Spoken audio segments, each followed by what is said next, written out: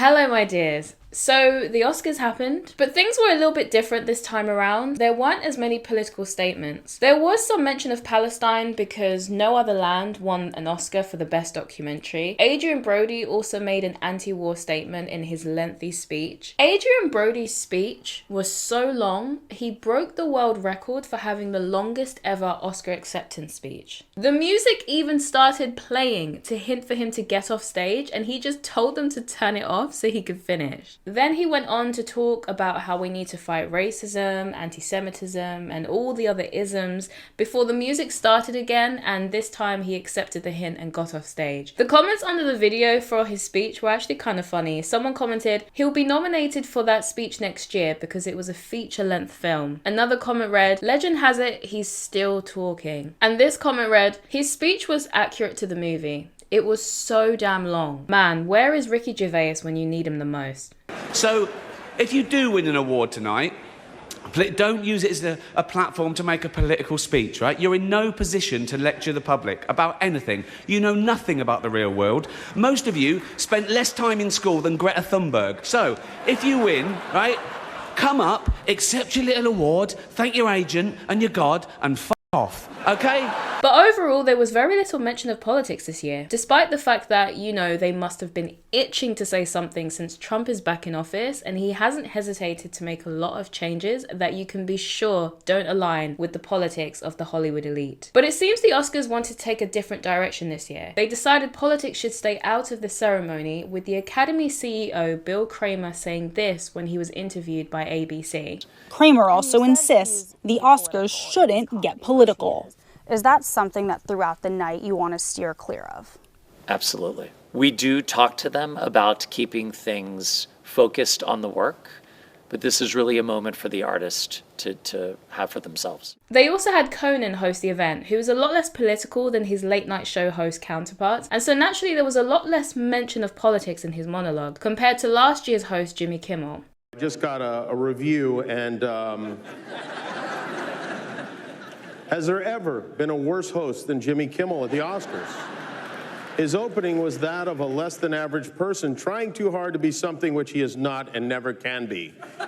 Get rid of Kimmel and perhaps replace him with another washed up but cheap ABC talent, George Slopanopoulos. He would make everybody on stage look bigger, stronger, and more glamorous, blah, blah, blah, make America great again.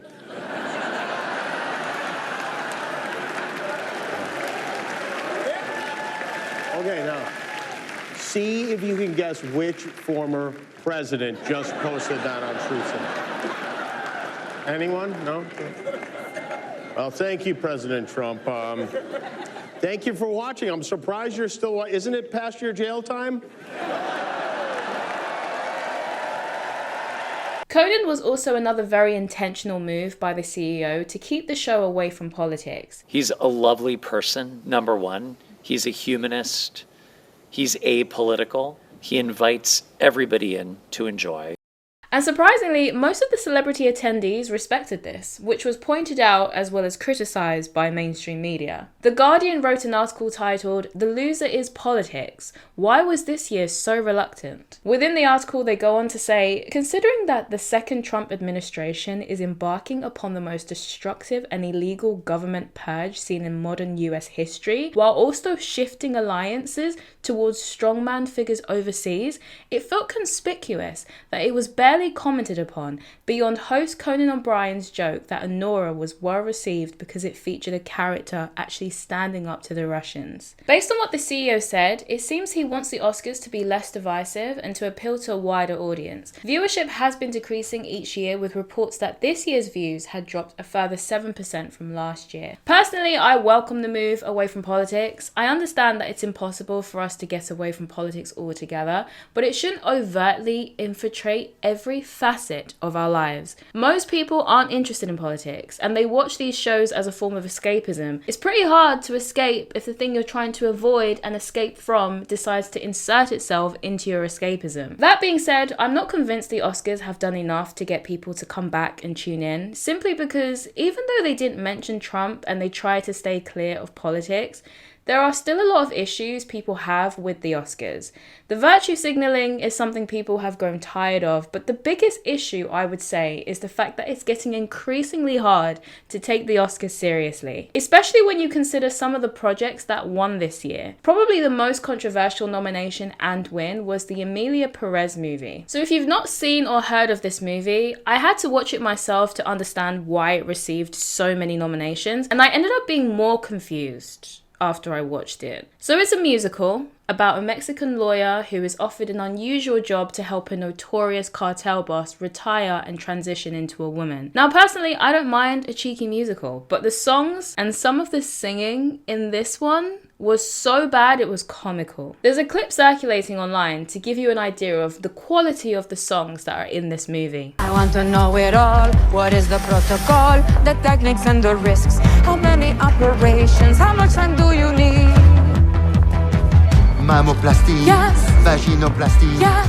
rhinoplasty, Yes. laryngoplasty, Yes. mammoplasty, Yes. vaginoplasty.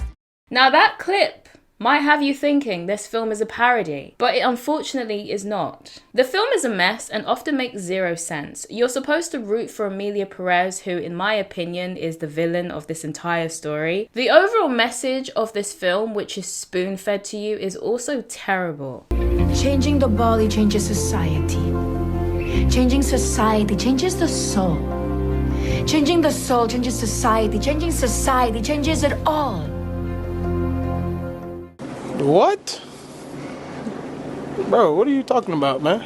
Apparently having surgery to alter your body turns you into a whole new person. It changes your soul, it makes you a better person, and you somehow become an asset to society. Now, I haven't heard anyone say anything positive about this movie, regardless of their politics or their identity. It seems like universally, people hate this movie, and the general consensus is that the film is a diabolical mess. But it still managed to receive 13 Oscar nominations and also managed to win 2 Oscar awards. Zoe Saldana managed to win Best Supporting Actress for her role in the film, and her co-star Carla Sofia Gascon was nominated for the Best Actress in a Leading Role, which caused a bit of controversy because Carla Sofia Gascon is trans, so it was going to be like Caitlyn Jenner winning Woman of the Year 2.0. People were sure that the Best Leading Actress win was guaranteed based on how the Oscars has been recently, but plans changed when some old tweets resurfaced that showed that Carla Sofia Gascon isn't as woke as Hollywood would like. All this controversy led to them deleting their X account and making an apology. I personally think the controversy is what led to the Oscar loss, when really the loss should have happened anyway because of their terrible performance.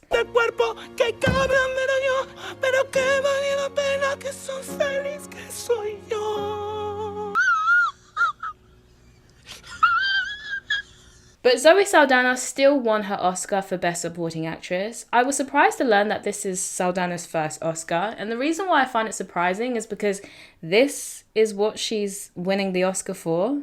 Hello, very nice to meet you. I'd like to know about sex change operation. I see. Men to woman, or woman to men, Man to woman. from penis to vagina. Seriously? I would love to say this Oscar win was a complete shock, but it really wasn't. When you consider the Oscar has been trying to make it clear that they are progressive, especially after that whole Oscars so white controversy that happened years ago, I think they want to have winners from all backgrounds in their catalogue so that no one can ever accuse them again of being exclusionary. And so because this film is about a trans person and actually has a trans person starring in it, it was inevitably going to take home some wins. This has unfortunately now made it feel as though the event is now also giving away participation trophies, which is devaluing the Oscars in the process. This is also probably a large reason why people aren't tuning in anymore. The whole thing just seems corrupt and not about giving recognition to genuinely good projects. I also think this is contributing to films being bad, because if you want to win an Oscar, the formula seems quite clear at this point. That being said, I was happy to see that Wicked won Best Costume Design, and I also was happy to see that Wicked won Best Production production design, because I think they also deserve that. I personally enjoyed Wicked, so it was nice to see them winning something. Apart from Wicked, The Substance, and the travesty that is Emilia Perez, I didn't watch the other films that were nominated to comment on if I agree with their win or not. But yeah, I think the inevitable is that these shows will naturally keep declining in popularity because people are caring less and less about celebrity award shows and celebrities in general, to be honest. But I definitely think that if they continue in this direction of taking politics out of the equation, it might be a lot more tolerable for people who don't mind tuning in but are put off by the politics. Now, if they would also stop lecturing people and virtue signaling, then that would be even better. But I also understand that that's probably too much to ask from narcissistic Hollywood. But it definitely does at least seem like something is happening. So maybe Hollywood is finally starting to learn their lesson and realize that politics puts people off. And this might be something that we start seeing more of. I understand that political values will always be in media, understandably, because they're created by human beings who of course have their own views and of course have their own politics. I'm just asking for them to not be so overt and shoved down our throats, which I don't think is too much to ask, considering I feel like things used to be like that back in the day. Maybe I'm misremembering, but I feel like politics was never this in your face. But anyway, let me know what you think. Do you think we'll start to see politics leave entertainment, or are you less optimistic? Also, if you watch the Oscars, what were your thoughts? Let me know in the comments. That's it for this video. If you enjoyed the video, you may as well like and subscribe. Thank you so much for giving me your time today, and I will see you in my next video.